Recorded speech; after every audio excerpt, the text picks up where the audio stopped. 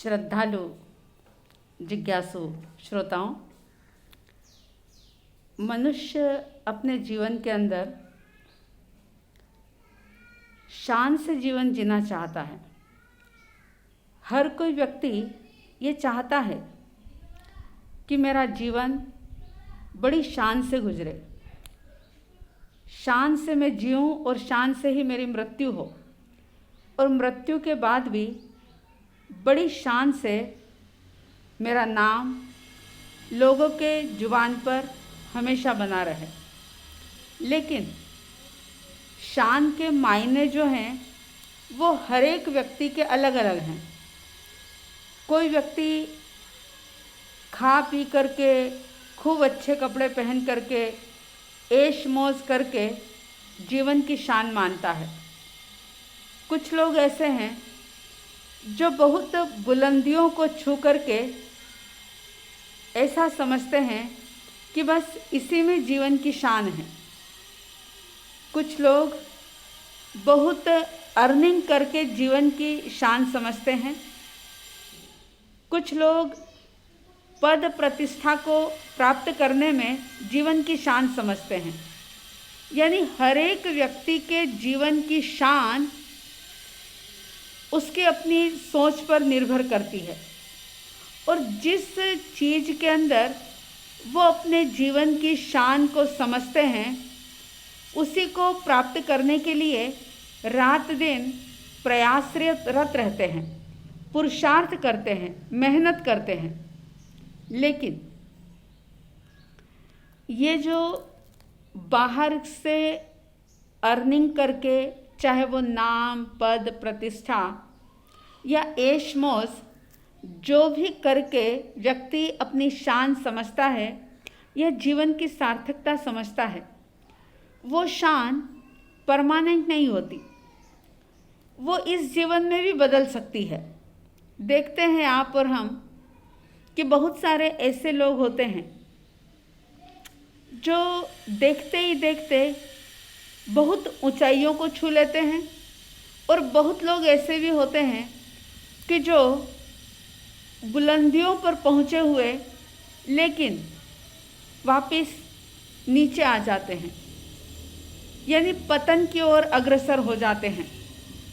तो ये जो हमारी थिंकिंग है, सोच है कि इसमें हमारी शान है, इसमें जीवन की शान है, इसमें शान है, तो ये सारी बेमानी है। ज्ञानियों का अनुभव, ऋषि मुनियों का अनुभव और इसी प्रकार का एहसास आप भी अपने जीवन के अंदर कर सकते हैं कि वास्तव में हमारी शान किसमें है। क्योंकि अगर हम धर्म ग्रंथों को पढ़ते हैं, सुनते हैं, सत्संग करते हैं, तो हमें पता लगता है कि दो प्रकार के मार्ग, साधना और आराधना। आराधना का मार्ग जो भी कोई व्यक्ति पकड़ लेता है, निश्चित रूप से फिर चाहे वह कितने भी गरीब परिवार में जन्मा हो, चाहे उसका जीवन कितने भी अभावपूर्ण वातावरण में गुजरा हो, लेकिन जिसने भी साधना या आराधना का मार्ग पकड़ लिया, निश्चित रूप से उसका जीवन हजारों लोगों के लिए एक प्रेरणा स्रोत बन जाता है, और वो बड़ी शान से अपना जीवन जीता है, और बड़ी शान के साथ जब ये जीवन समाप्त होता है तो मृत्यु को भी बड़ी शान के साथ वो स्वीकार करता है। तो आइए हम भी इस प्रकार की शान के साथ जीने का प्रयास करें। जो अब तक भौतिक पदार्थों के अंदर अपनी शान शौकत मानी, वो है लेकिन परमानेंट नहीं है। तो परमानेंट शान किस में रहती है, ध्यान देंगे और इसी प्रकार की प्रार्थना करेंगे कि बस परमात्मा की आराधना, भगवान की भक्ति मेरे जीवन की शान बने, और इसी से मेरी आत्मा बलवान हो। भगवान तेरी आराधना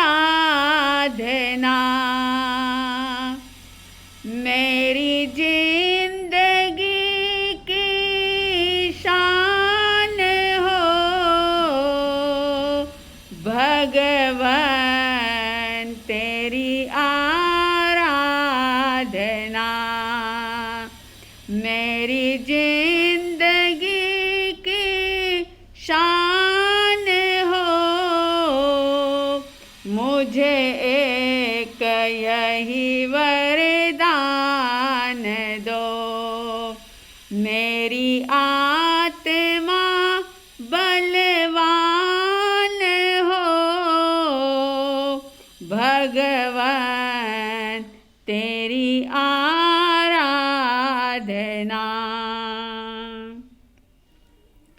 मुझे सुख की कोई परवाह नहीं,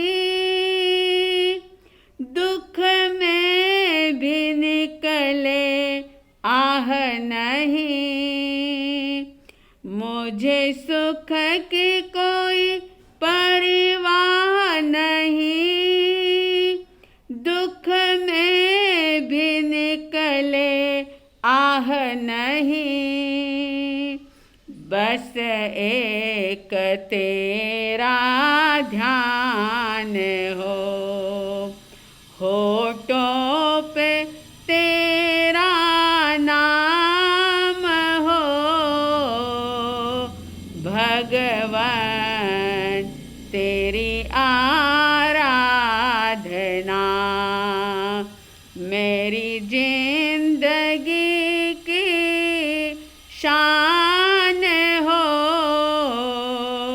भगवान तेरी आराधना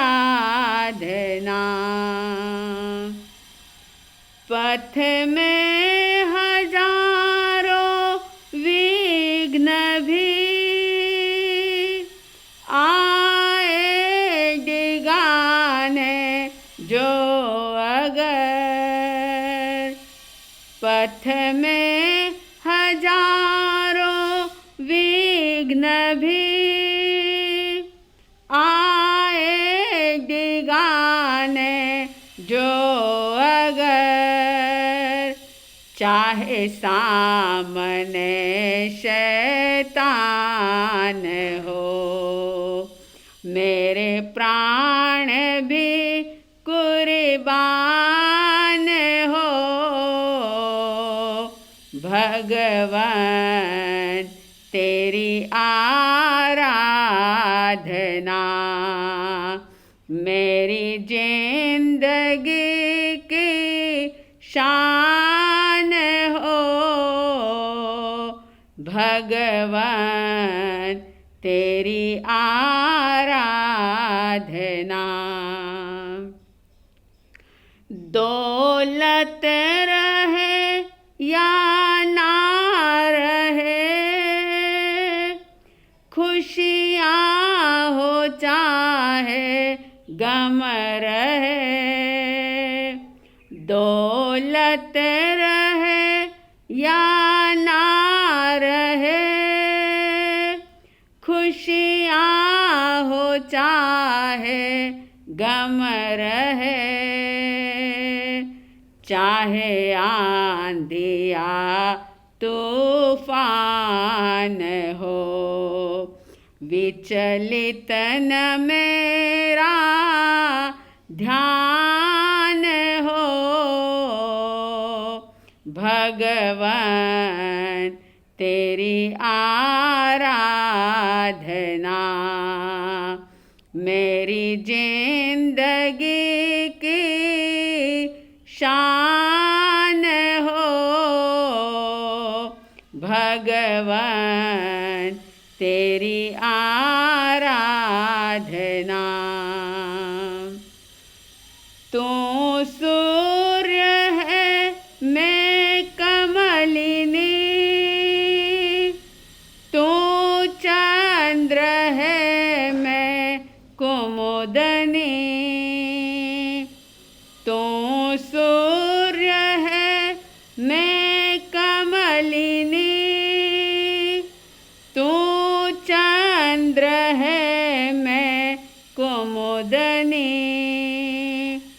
तव चरण पद में स्थान हो, मोक्ष मुक्ति ही मेरी शान हो।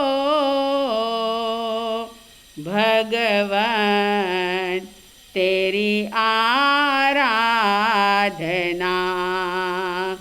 मेरी जिंदगी की शान हो। भगवान तेरी आराधना। तू धर्म भानु लोक में, तेरा दिव्य ललित आलोक में। तू धर्म भानु लोक में, तेरा दिव्य ललित आलोक में। मिटे तिमिर ज्ञान विज्ञान हो। मुक्ति ही मेरा ध्यान हो। भगवान तेरी आराधना मेरी जिंदगी की शान हो। भगवान तेरी आराधना मेरी जिंदगी की शान हो। मुझे एक यही वरदान दो, मेरी आत्मा बलवान हो। भगवान तेरी आराधना।